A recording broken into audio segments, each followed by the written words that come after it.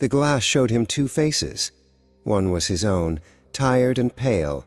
The other was a slick, black mask, a living shadow that peeled back to reveal a grin full of teeth like daggers. It whispered promises of power, of justice without compromise. "We are better this way, Peter," it hissed in his mind. Stronger. He didn't look away. The rain fell on New York like a shroud. He wasn't perched on the gargoyle anymore. He was part of it. A creature of stone and shadow. The city's heartbeat was a frantic drum of fear below, and he savored it. The jokes were gone. The quips were buried. All that was left was the hunt. A mugger in an alley barely had time to scream.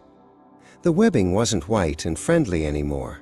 It was a thick, black ooze that smothered and suffocated, pulling the man against the brick wall with crushing force. The man's eyes were wide, with a terror he'd never felt from the city's supposed hero. Spider-Man watched in silence.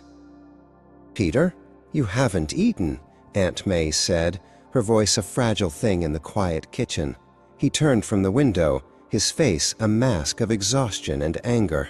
"I'm not hungry," he snapped, the words sharper than he intended. He saw her flinch, a flicker of fear in her eyes. It was a look he'd only ever seen villains give him.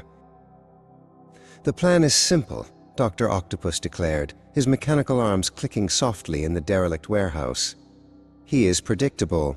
Around him, the Sinister Six gathered. Electro crackled with impatience, Vulture sneered from a high perch, and the Scorpion's tail twitched, eager for the kill.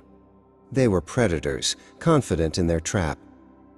Vulture was the first to spot the shadow, detaching itself from the deeper darkness of the rafters. It wasn't the lithe acrobat they were used to. This figure was bigger, bulkier, the muscles of his black suit seeming to swell with a life of their own. There was no sound, no warning, just a presence that radiated pure menace. Vulture swooped down, his metallic wings shrieking. But the black figure moved with impossible speed. A tendril of the suit shot out, wrapping around a wing joint. With a sickening crunch of metal and bone, Spider-Man tore the wing from Toombs's harness, sending him crashing to the floor in a heap. One down. "Fry, you freak!" Electro screamed, unleashing a torrent of lightning. The bolts struck the black suit, but instead of burning, they were absorbed, seeming to feed the creature. Spider-Man lunged through the electrical storm, his hands wrapping around Dylan's throat, smothering the light and the screams. Ock's remaining arms lashed out in a panic. Instead of dodging, Spider-Man caught one. With a roar that was more beast than man, he pulled. Metal shrieked and tore as he ripped the complex limb from Octavius's harness with his bare hands. There was no webbing, no clever trick. Just raw, terrifying force. The fight was over. Scorpion stood frozen, his tail limp. He looked at the broken bodies of his allies, and then at the monster that had done this. The black suit peeled back from Peter's face, not in relief, but in a hungry, triumphant snarl. MacGargan saw the man beneath the monster, and it was the most terrifying thing of all. The red and gold armor of Iron Man descended, landing softly on a nearby rooftop. "Pete, we need to talk," Tony Stark's voice crackled. "This isn't you. People are scared." Spider-Man didn't turn. He fired a black web and swung away into the concrete canyons. "We don't need them," the suit whispered, and Peter agreed.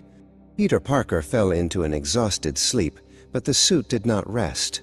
It flowed over him, a living blanket of midnight. As his body lay still, the white patches on the mask formed, and the eyes snapped open. They stared into the darkness of his room, hungry. Peter was the passenger now. The suit was in control. The rain was a cold curtain over the city. On the edge of the roof, two figures waited. One, a living legend wrapped in stars and stripes. The other, a feral hunter with claws of steel. They weren't there as friends tonight. They were there to stop one. A shadow landed silently before them. It was him, but not him. The black suit drank the dim city light, the white spider emblem stark and alien. "You need to come with us, son," Captain America said, his voice heavy. The figure didn't answer with words. Wolverine was the first to move, a blur of yellow and blue. Claws met flesh, but there was no give. The black suit hardened like armor, catching the deadly blades in its grip. "That's new," Logan grunted, his surprise quickly turning to pain as Spider-Man twisted his wrists with impossible strength. Captain America's shield flew, a red, white, and blue discus slicing through the rain. But the suit reacted on its own. Black, living tendrils erupted from Spider-Man's back, forming a writhing wall that deflected the shield with a sickening thud. More spikes shot out, lashing at the captain from every direction. A cry cut through the storm. "Peter, stop!" Mary Jane stood on the fire escape of an adjacent building, her face pale with terror, her red hair plastered to her skin by the rain. "This isn't you. Please." Her voice, pierced the alien rage. The monster froze. For a heart-stopping second, the symbiote pulled back from his face, revealing Peter Parker, his eyes wide with conflict and streaming with tears. He saw her. He saw the horror he was causing. But the other was stronger. With a will of its own, the symbiote surged forward, forcibly covering Peter's face again. A raw, guttural roar tore through the air, directed at MJ. It was a sound of pure possession, a warning. "He is ours," it seemed to scream. The suit writhed and swelled, pouring its alien biology into its host. Peter's frame bulked up, muscles twisting and growing to grotesque proportions. A jaw unhinged, filled with needle-sharp teeth. A long, serpentine tongue snaked out, tasting the rain. He was no longer Spider-Man. He was something else. This new creature moved with terrifying speed and strength. It grabbed Captain America by the throat, lifting him as if he weighed nothing. With a single, brutal motion, it hurled the super soldier through the wooden wall of a rooftop water tower, shattering it in an explosion of splintered wood and gushing water. Through the rage, a sliver of Peter fought back. A memory surfaced, a weakness. Sound. His eyes, now monstrous white patches, scanned the skyline and found it. The bell tower of an old church. With a desperate, agonized roar, he launched himself into the air, swinging wildly toward salvation. He crashed into the belfry, his hands grabbing the massive bell's rope. He pulled. The deep, deafening bong echoed through the storm. The symbiote screamed, a sound of pure agony. It thrashed and writhed, trying to hold on, but the sound was tearing it apart. Black ooze ripped away from his body, taking pieces of his suit and skin with it. He fell to the floor, unconscious, as the last of the aliens slithered away into a sewer grate. The rain washed over his battered body.